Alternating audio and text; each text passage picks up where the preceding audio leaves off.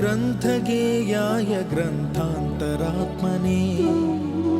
गीतलीनाय गीताश्रयाय गीतवाद्यपटवे गेयचरिताय गायकवराय गन्धर्वप्रियकृते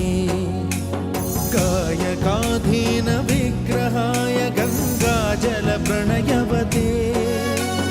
गौरीस्तनन्दनाय